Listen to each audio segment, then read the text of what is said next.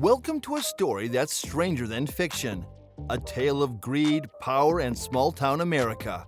In the rolling hills of California's wine country lies a tiny town that's been dealt a devastating blow.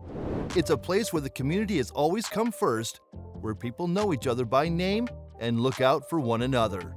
But that's all about to change.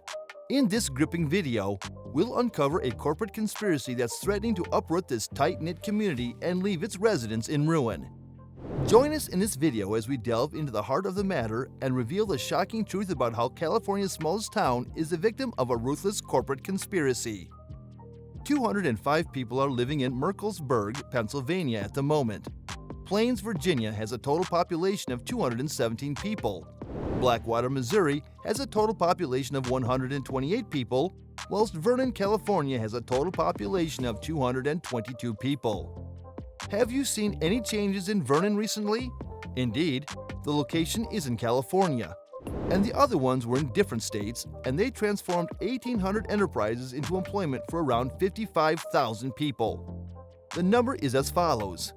It just so happens that the land on which these companies are located is valued at around $4.1 billion, which provides Vernon, California with a property base on which it may collect property taxes totaling $4.1 billion. There is still one more number. Moreover, Vernon brings in around $250 million yearly through the sale of electricity and other municipal services to commercial customers. After putting all of those numbers together, you've probably concluded that a city with a population that is less than a cheesecake factory on its busiest night brings in a few $100 million in taxes each year.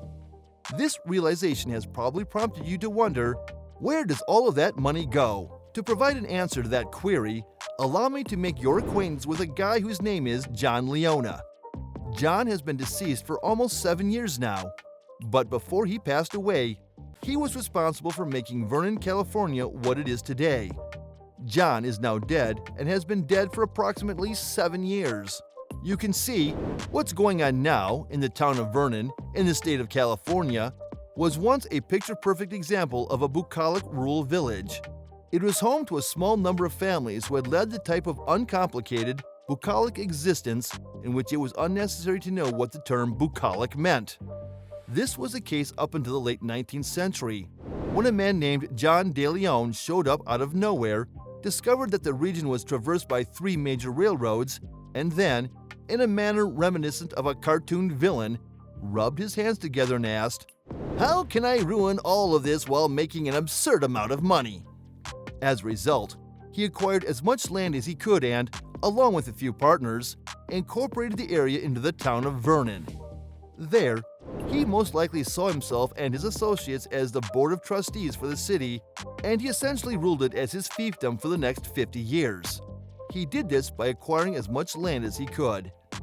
It all began when he decided to turn Vernon into what he referred to as a sporting town, creating attractions such as a baseball stadium, a boxing arena with 7,000 seats, and a 100-foot-long world's largest bar. If you're thinking that they seem like items that would attract the worst type of individuals in the world, then you're thinking precisely as we intended for you to think. Leona would end up sweet-talking all of the big business boys who traveled to Vernon to watch events like the World's Boxing Championships into building their West Coast factories in Vernon. As a result, many companies, such as Studebaker, Alcoa, and Owens-Williams, did exactly that, bringing their tax dollars with them. During this entire time, the Board of Trustees, which was run by Leona's family, flat out refused to hold the election that they were supposed to hold. When lawsuits eventually forced them to hold the election, let's just say that they found ways to influence the few dozen people in the town who technically had voting rights. You need to understand that Vernon has been run for more than a century according to a straightforward mathematical formula. Restrict the population to increase the level of corruption. Because the government has owned almost all of the city's extremely limited housing supply for the majority of its existence, they have been in a position to practically control who lives in the town and, as a result, who votes in the town. They make it a point to ensure that the majority of voters in the town are city employees, meaning that they are compensated by those who are looking for their votes. And if you're thinking that this is simply another tale of shady dealings from the good old days, you need to rethink that assumption.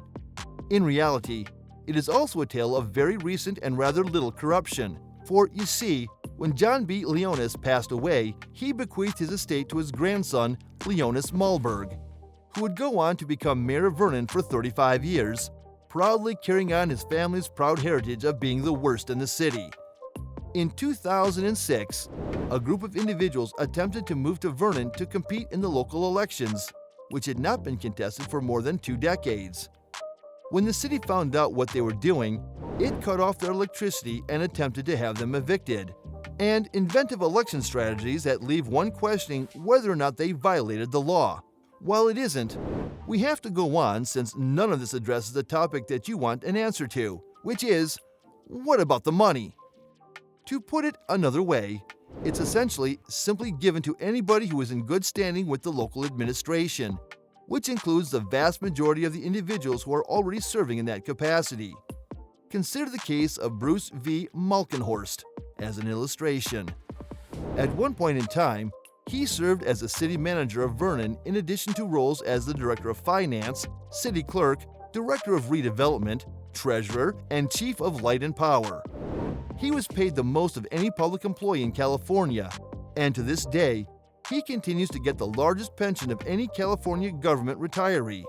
His pay was also the highest, and he is just one example among many.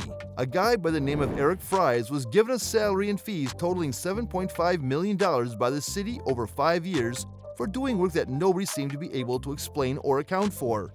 We could continue to list the names of the elderly white males who earn absurdly large rewards. But come on, this isn't Shark Tank, so let's stop. On the other hand, things are very slowly and painfully becoming a bit better in Vernon. This is comparable to the United States men's national soccer team. In 2009, Leonis Malberg, who had served as mayor of Vernon for 26 years, was arrested on corruption accusations, which included the humorous twist that he didn't even reside in Vernon at the time of his arrest. And in the year 2011, the state of California made an effort to remove Vernon from the role of an incorporated city and have it merged with Los Angeles. It has come to our attention that the municipal administration, whose primary problem is that it has an excessive amount of money, is in a position to retain the services of some quite accomplished legal counsel. They were successful in stopping the attempt, but as a result, Vernon was forced to nearly double its population by building apartment complexes. As a result, the city government's ability to manipulate its voting pool has decreased as a result of this. Now, Vernon is only the second smallest town in California by population, getting beat out by Amador City, which means that, much like Vernon, the title of this video was just a fraudulent scheme designed to line my own crooked pockets. Amador City beats out Vernon. Thanks for joining us on this eye-opening journey into the heart of California's smallest town. We hope you found this video both informative and thought-provoking. But we don't want this story to end here.